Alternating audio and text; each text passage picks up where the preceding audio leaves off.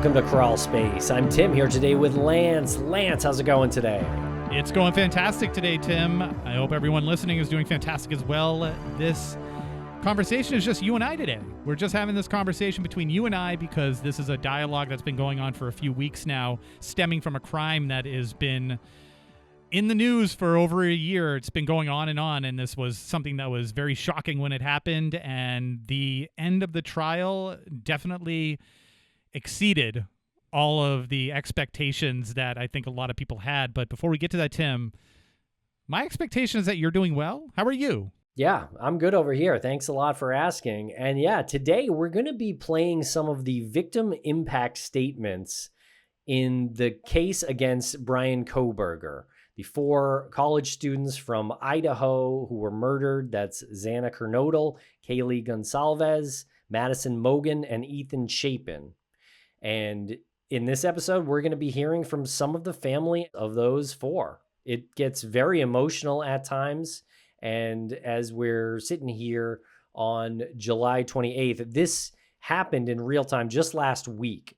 So we pulled these clips together and we wanted to give some comment on them. It was too big of a story to ignore. And frankly, it's just great to hear these victims kind of get their chance to verbally stick it to Bryan Kohberger. Yeah, I mean, there's nothing I'm going to say that is going to shame any of these people who are family members and friends of the 4 victims when they're addressing him directly. Have all the rage you want, have all of the grief you want, like show him everything that he did that has had this insane tragic ripple effect, because it's not just about those 4 victims. You clearly see it. We talk about it all the time, but you clearly see it here.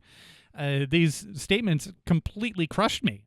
They range from short and brutal to vicious and extended and everything in between. And I think the most fascinating part about this is how Kohberger sat there and looked bored, with no expression, the occasional move of his head, or maybe he blinked a couple times, but he just had this like bored expression. And you actually said it before we started recording that he kind of looked like an animal, like a curious animal, just sort of like kind of nosing his way around, like just curious if there's any like scraps here.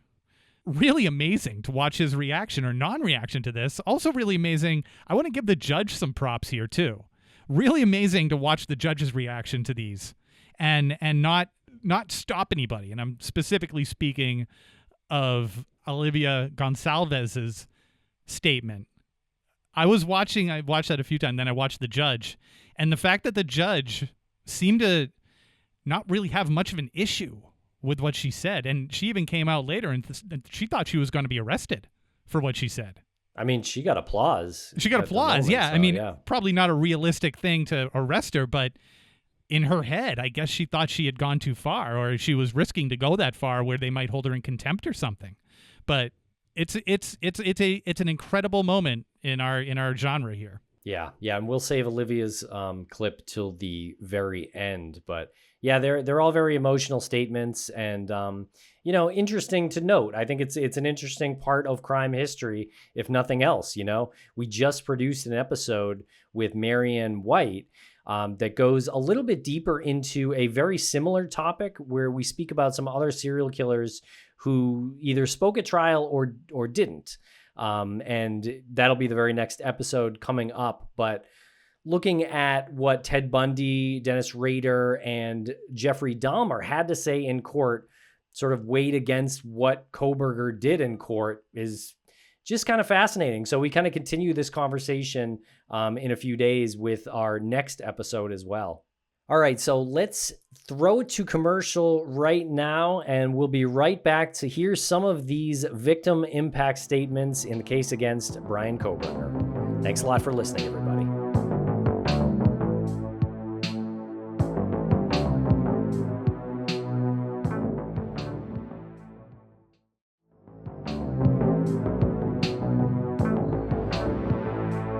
Okay, Lance, before we get started in playing the clips, just want to note here that Kohberger did plead guilty to the 4 murders And as part of the plea deal, he was not going to get the death penalty, right? I think that was apparently one of the things he was afraid of, was meeting his maker, even though he could so easily do that to four, people a little younger than him, a little smaller than him, but he can't do it himself.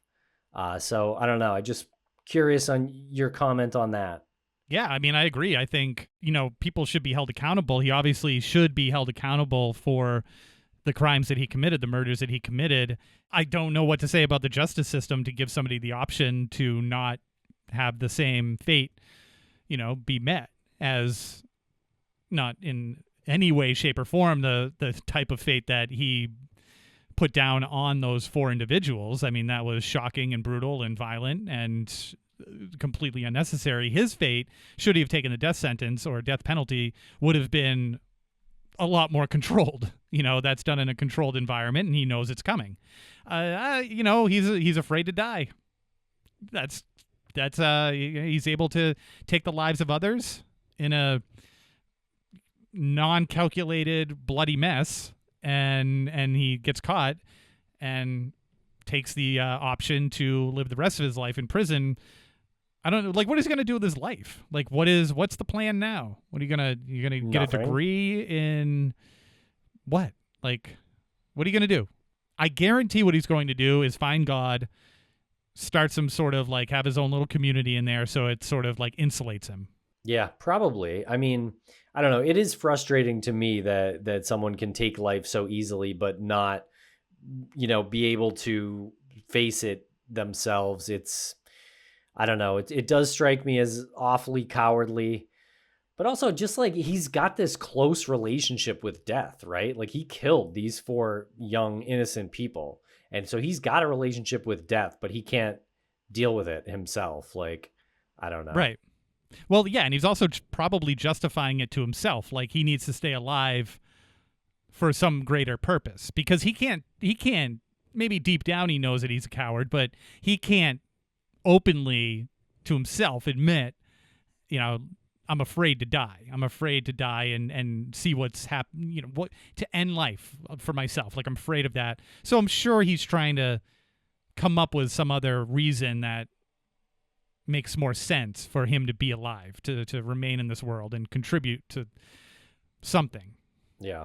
What is he going to do, though? Nothing. He can't do anything. I mean, I don't know. Part of me wonders if you would be curious of that experience, if you can so easily take people. Wouldn't you want to see what that's like? But no, apparently not. There's no real curiosity there. Yeah, it's a very selfish move. Exactly. No intellectual curiosity there, I would say. Okay, so we wanted to play some of these clips. The first clip here is from Scott Laramie, who is Madison Mogen's stepfather. As she transitioned into teenage years, she prioritized us and extended family over many of the distractions that capture teenagers. She showered us with her presence and love at family events, barbecues, picnics, birthdays, holidays, and others. She spent countless hours with her papa, her Uncle David, Aunt Nadine, and her other close family and friends.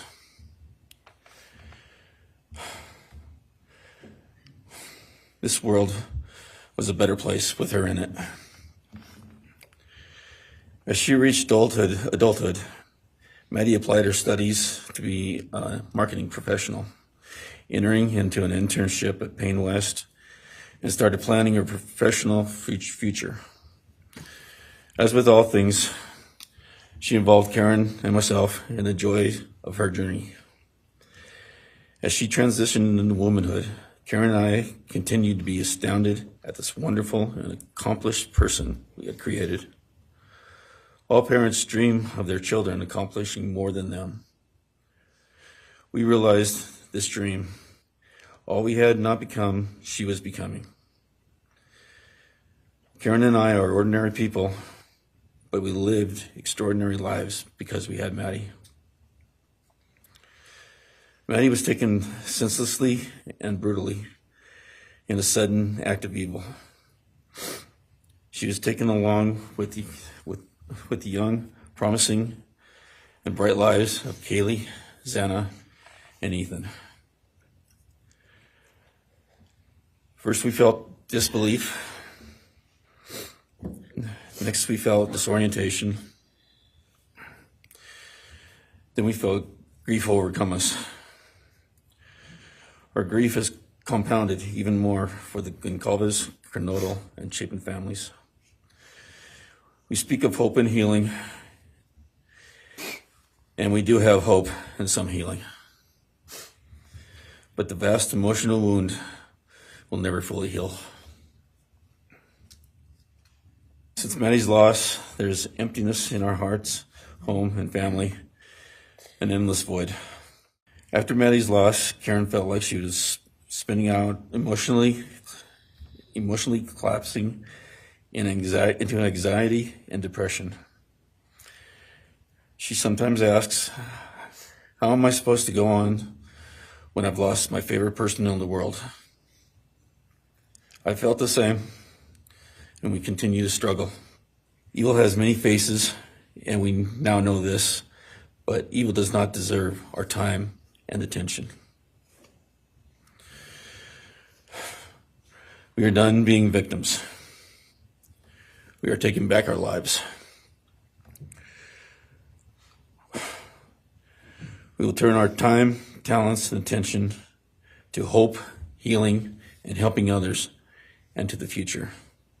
So that was Madison Mogen's stepfather, Scott, speaking about what it was like to lose Madison and what her mom was like. Her mom could not read the statement, so he read a little bit for her, but basically said that she lost her only daughter and best friend in the same exact night. Yeah. And it's just heartbreaking to hear. Yeah.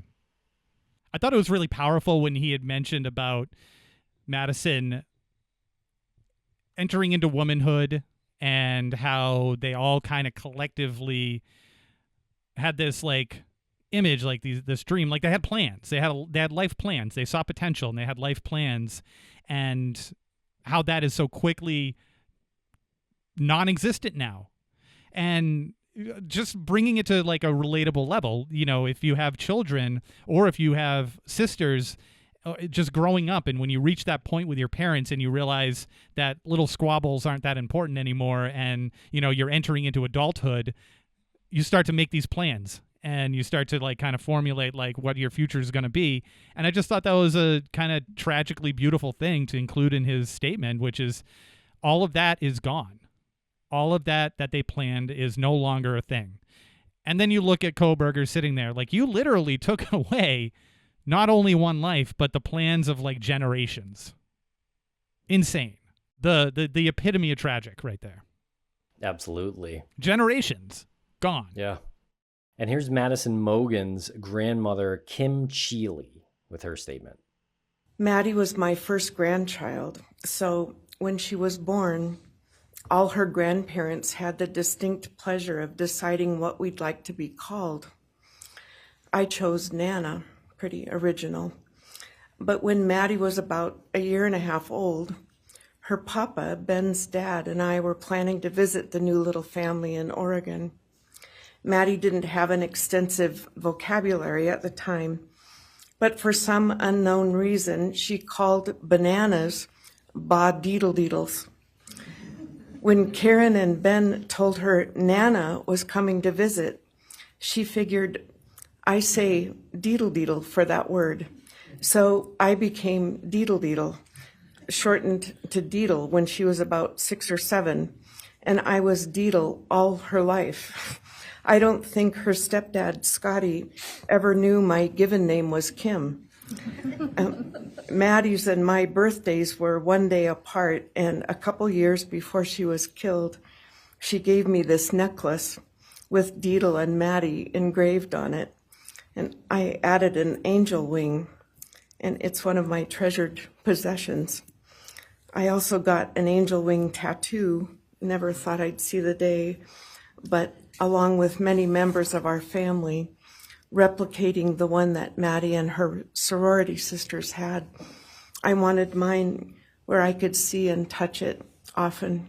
And that was an adorable clip from Madison Mogen's grandmother about Madison and how she started calling her grandma Deedle at a very young age. And, I don't know. It's just a very relatable part, like we used to call my grandma Nana Banana, which, not super original. It just rhymes with Nana. But, I mean, yeah, it just reminds me of something very wholesome and innocent. I don't know who the person is when you're looking at the video to the right of Kohberger, the brunette. When she hears this story, she's smiling. And then people kind of chuckle because the grandmother here goes on a little more detail, and people kind of, they laugh a little bit. And she does. She kind of laughs a little bit. Is this like co-counsel here for Kohberger? It looks like, yeah, they're sitting next to Kohberger. Looks like his counsel, yeah.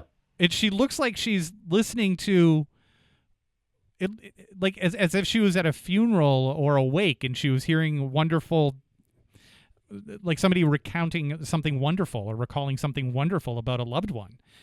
Just don't smile. Don't be a part of the defense team and smile as if you're like commiserating with the victims' families. Right. Maybe it was just like a reaction she couldn't control, but I looked at it, I was like, that you're not part of them. You're not you're on the defense team of this guy. Don't look like you're feeling their emotions here. Yeah, but they did get him to take the plea deal. So on some level in their conversations with him, like I was thinking about this because I wonder how that happened. Like did they say to him, hey, if you did really do this, we know you didn't though, nudge, nudge. Yeah. But if you did, you could probably avoid the death penalty if you wanted to claim you're guilty, even though it's a total lie. Hypothetically speaking. Yeah. Or did he say it? Did he say, hey, if I pled guilty, could I avoid getting shot in a firing squad, you think? Yeah. They'd be like, maybe. Yeah, maybe. Let's talk about that a little more. Like I do wonder how that went. So yeah. I don't know. In some way, she negotiated with him to, make that moment happen. Yeah. Okay. So, yeah. She's having a human reaction, which is, tough to wrap my head around when she's sitting next to this like stone figure who is not human. Yeah. I mean, he looks like a block of ice, like, yeah. Like or like granite or something. Like there's not like this thing's not moving. Like there's something devoid of like humanity there, in my opinion. Yeah, he's gone away, like emotionally right here. My heart aches for the kids' roommates and the families of the other victims, and also the family of the perpetrator. Going forward, we Mogens are choosing to put our energy and focus into honoring Maddie's too short life and sweet spirit by celebrating Maddie May Day, which my two daughters established. On May 25th each year, Maddie's birthday, we encourage folks to do random acts of kindness in Maddie's name. In my daughter Katie's words, may we all protect our peace in whatever way possible, unite in community, and focus on joy. Please do an act in kindness in Maddie's honor during this week, so a glimmer of Maddie's light may live on. Thank you. Yeah, and Madison's grandma does mention that she has some sympathy for the killer's family, so Kohberger's family, which, is a nice thing to say. They're victims too. Yeah. It's a different kind of victimhood, but it's definitely victimhood. But then she goes on, Kim Chile goes on to speak about May Day, how they want to create something positive for people to do good. So that's May 25th, and that is Madison's birthday as well. Right, and I thought that was an amazing moment because that's one end of the spectrum.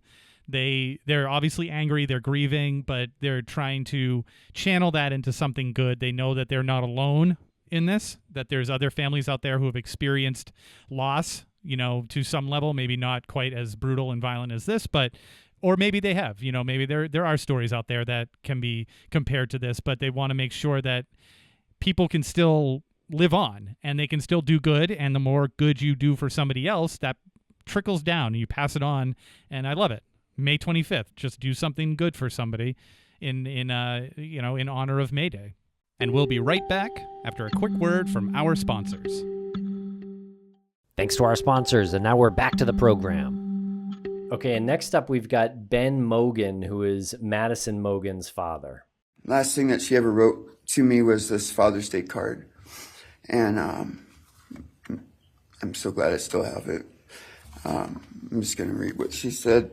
It says, "Happy Father's Day. I hope you have the best day.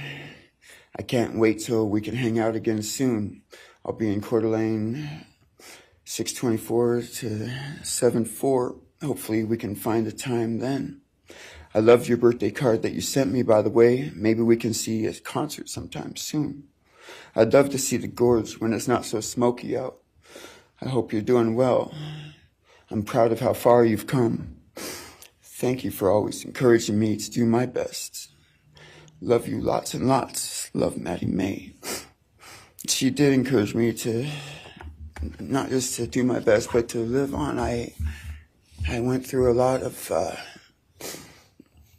issues with addiction and with substance abuse, and when I wasn't wanting to live anymore, she was what would keep me from just not caring anymore, and knowing that she was out there and that she was just such a beautiful person kept me alive a lot of rough moments, and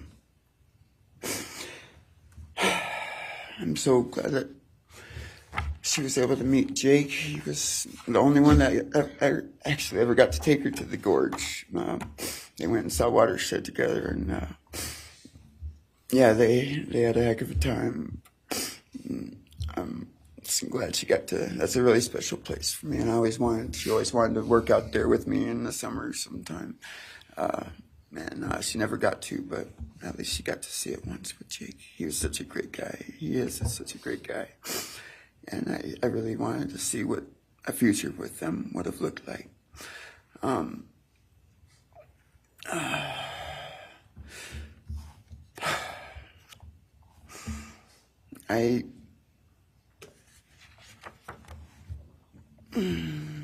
never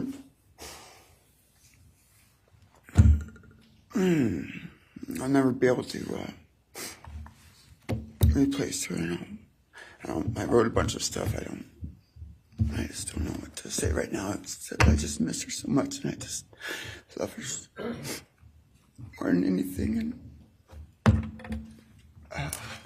this shouldn't have happened. And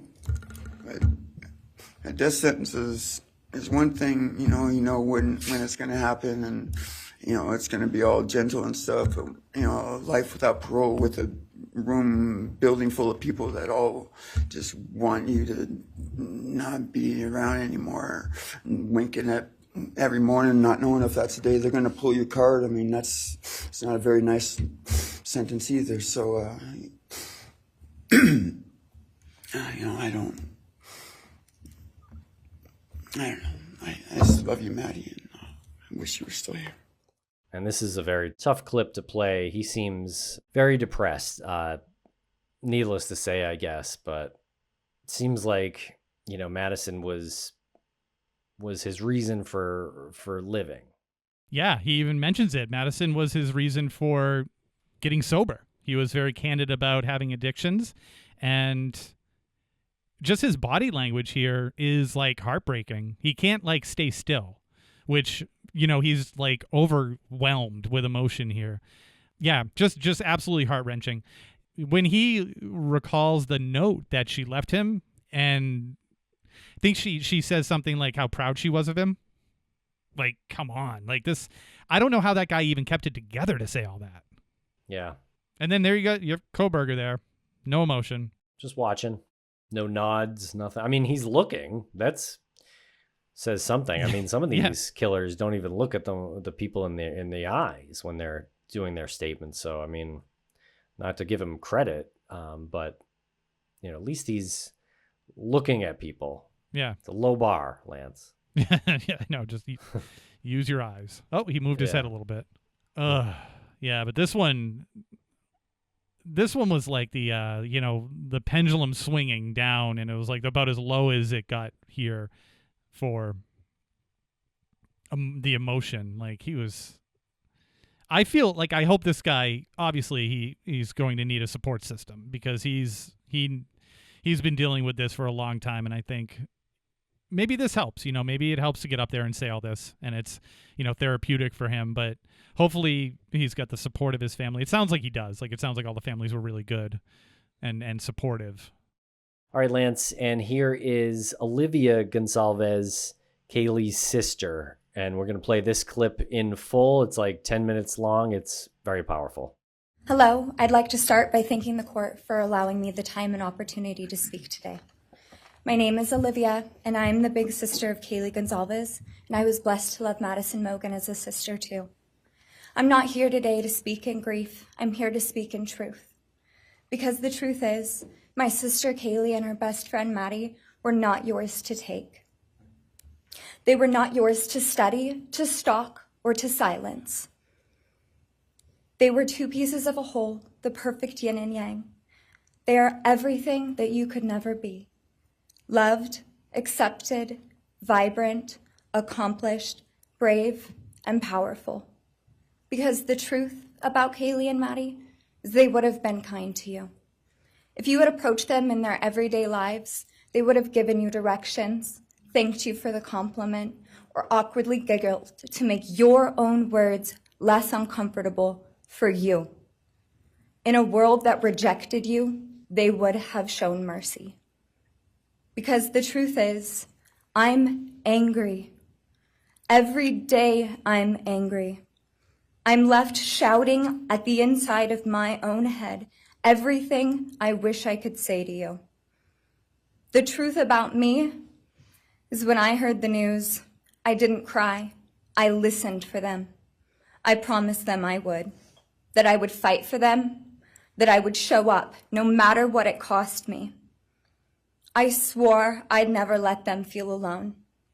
Because you see, I've always been their heavyweight.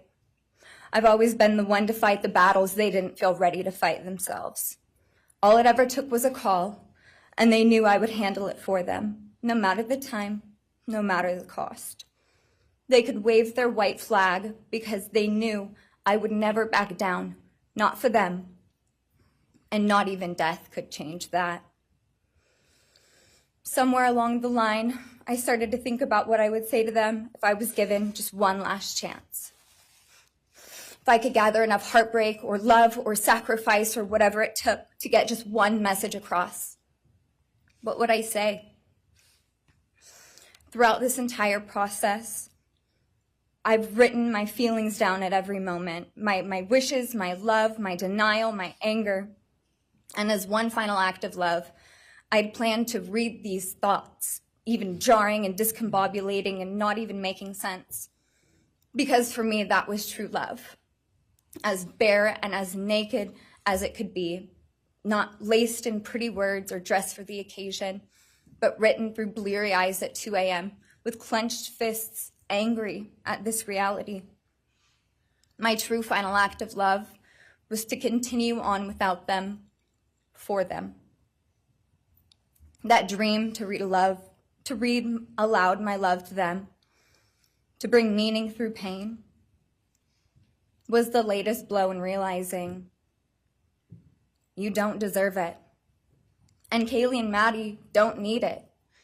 Kaylee and Maddie have always known my love, and they would never ask me to prove it by further victimizing myself to a defendant who has shown no guilt, no remorse, no apprehension. They would say to me, "Why would you give the satisfaction of showing vulnerability now? You promised you would never back down."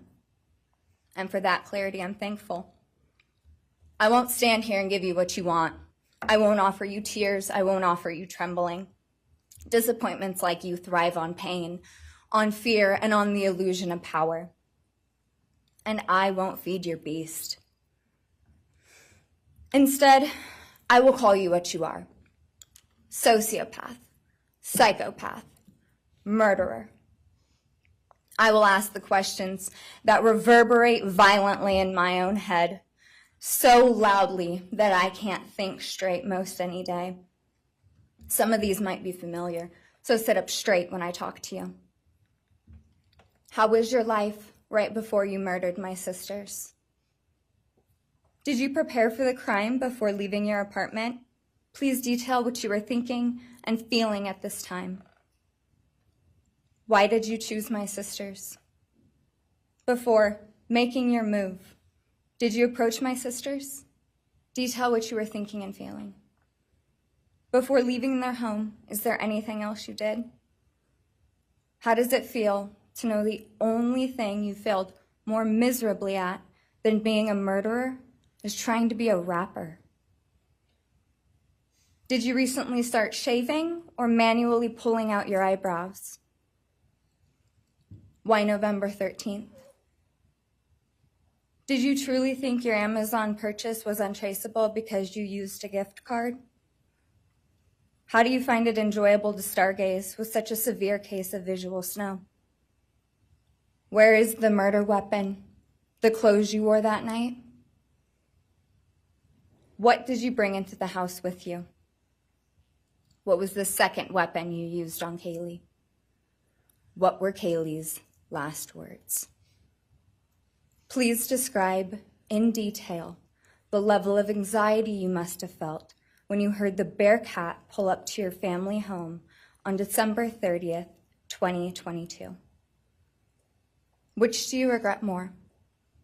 Returning to the crime scene 5 hours later, or never, ever going back to Moscow, not even once, after stalking them there for months? If you were really smart, do you think you'd be here right now? What's it like needing this much attention just to feel real? You're terrified of being ordinary, aren't you? Do you feel anything at all? Or are you exactly what you always feared? Nothing. If you're so powerful, then why are you still hiding, defendant? You see, I'm here today as me. But who are you? Let's try to take off your mask and see. You didn't create devastation. You revealed it in yourself.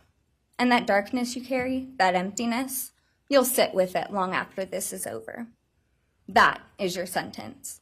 And it was written on the wall long before you ever pled guilty. You didn't win. You just exposed yourself as the coward you are. You're a delusional, pathetic, hypochondriac loser who thought you were so much smarter than everybody else. Constantly scolding, turning your nose up to grammar mistakes, nitpicking and criticizing others.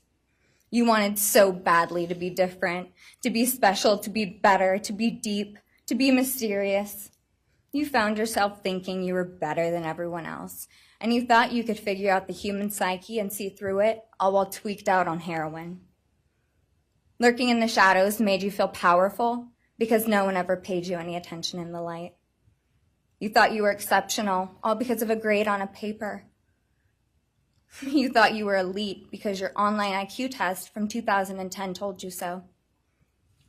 All of that effort just to seem important. It's desperate. There is a name for your condition, though. Your inflated ego just didn't allow you to see it. Wannabe.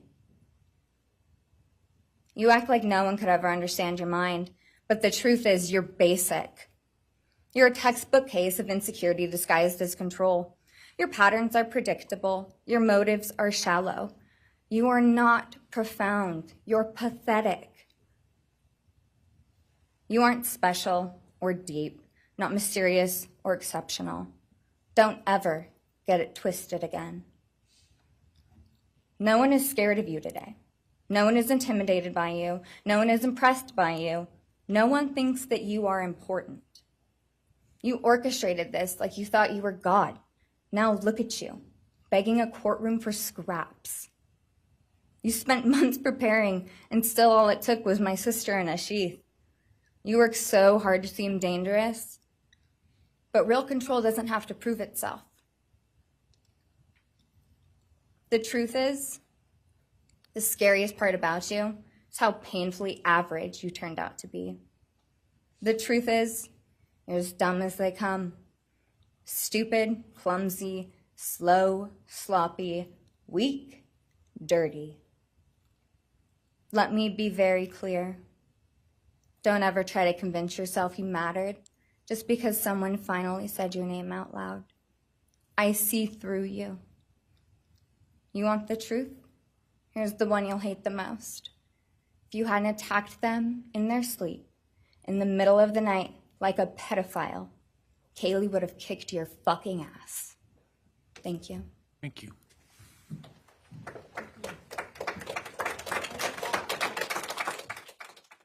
Just listening to Olivia there, I believe her that Kaylee would have kicked his ass had it been a fair fight. A fair fight. Yeah, exactly.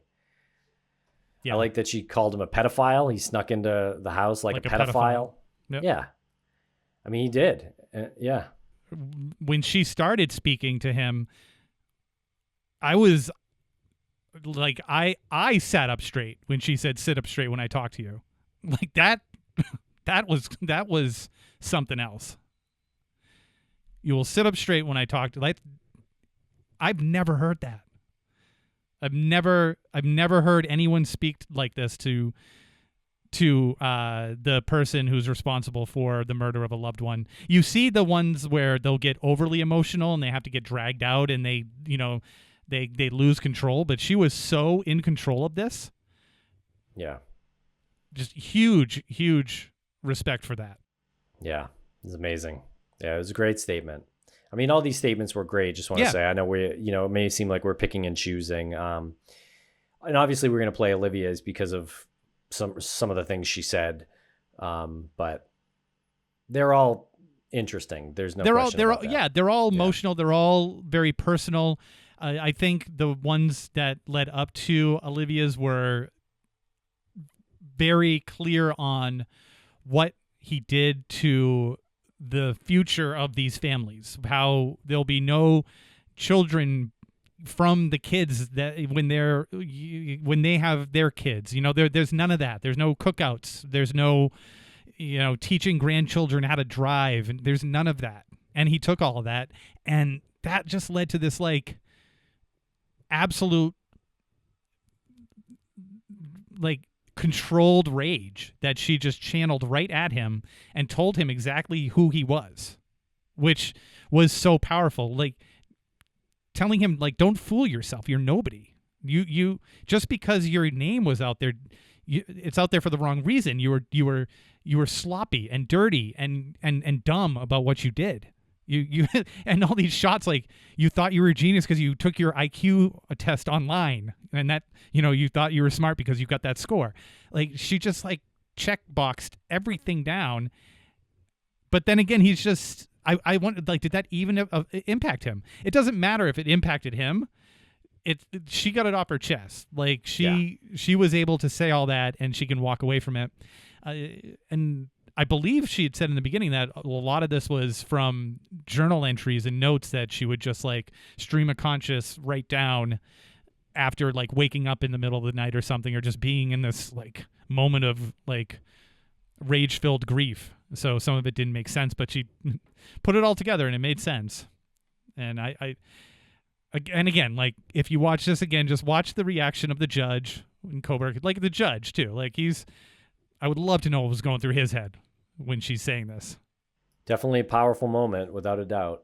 And we'll be right back after a quick word from our sponsors. Thanks to our sponsors, and now we're back to the program. And we have a clip here from Christy Goncalves, Kaylee's mom. I never imagined having to speak to someone so devoid of humanity.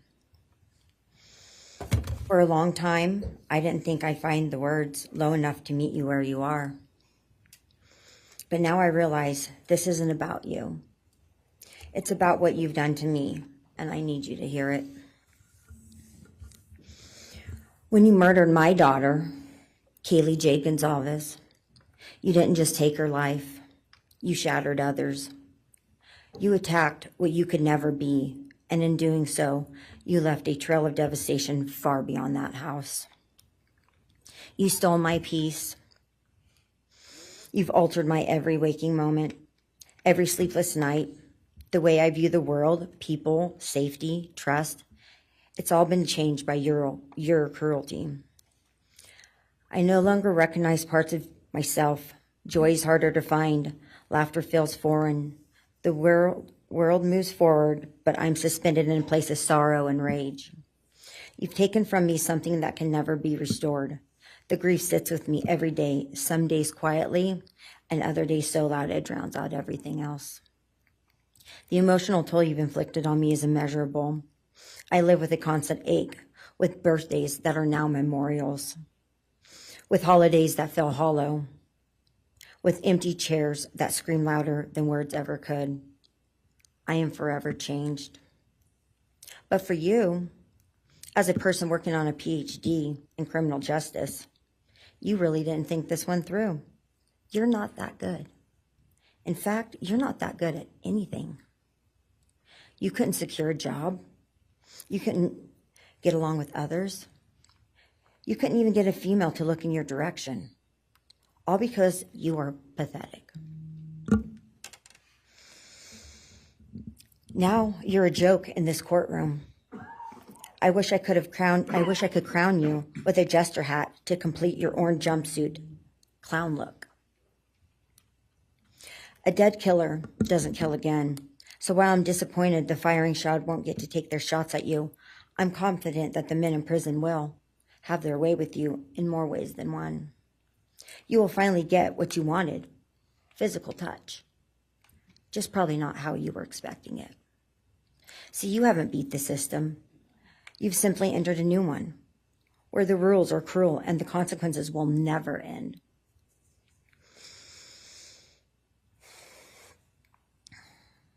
You are entering a place where no one will care who you are and no one will ever respect you.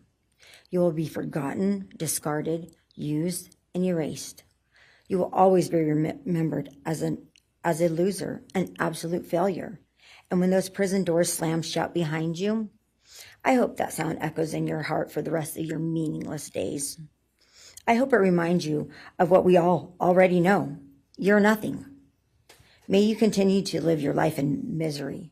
You are officially the property of the state of Idaho, where your fellow inmates are anxiously awaiting your arrival. But it's okay, because they're there to help you. Hell will be waiting. Quick message from our youngest daughter. Aubrey wanted to say, you may have received A's in high school and college, but you're going to be getting big D's in prison. Thank you. And more applause from the courtroom after Kaylee's mom spoke. Definitely telling Bryan what it's going to be like in prison for him. Yeah. Not pulling any punches here. No, not at all. So good for them. Definitely our hearts are with the victims, of course, and the friends and family. What a tragedy, Lance. And, like Olivia said, I'd like to sort of turn the page on this piece of crap. Yeah. He's really not that interesting when you break it down, too. It's just kind of a zero, like she said. Right. He started off interesting just because this is what he studied in school.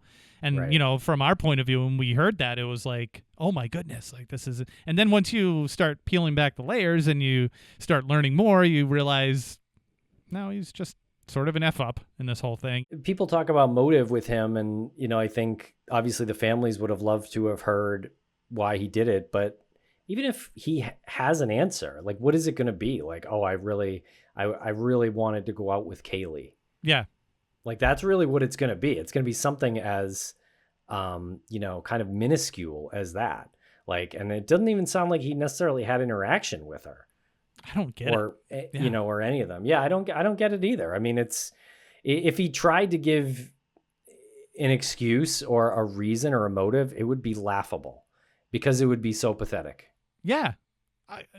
Exactly. How would that even set anybody's minds at ease? How would that even bring any sort of like rest to, or, someone's, it's crazy. I mean, thing escalated. I don't know. Goes in there to scare him, goes in there to perform a rape or something. I don't know, but it escalates and he can't get control of himself. And now he's here. So, yeah. Yeah. Well, wow. Well, we hope you enjoyed this episode, and certainly let us know. Give us a comment on YouTube or Spotify. Let us know what you think. I know these were emotional statements, but I feel like we kind of had to hear them and sort of get past this point in crime history, Lance. Yeah, exactly. Because we want to get in front of not giving this guy a legacy that he doesn't deserve. Not saying that serial killers deserve a legacy, but when you look at the true crime genre, you have serial killers that are like held up as idols, like Zodiac and Bundy, and people look to them and they try to decipher codes and, try to figure out the psychology of Jeffrey Dahmer. This guy doesn't deserve that. I mean, the Golden State Killer was, two different types of iteration of criminal. He was a cop, and then he was a rapist, and then he would break in, and then he was a serial murderer, and then the way he would like stalk and do all of the things. Like, there's a lot there to unpack. There's a lot of study that you can apply to that, and maybe create a profile for somebody else. This doesn't feel like that at all. This is like empty and just sort of a shell of like a wannabe Bundy, and it just didn't work.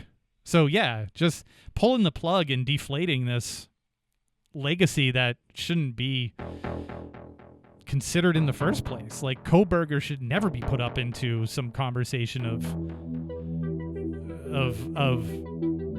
mass murderers or serial killers that deserve further investigation, because that'll help. All right, everyone. Thanks a lot for listening. We really appreciate it.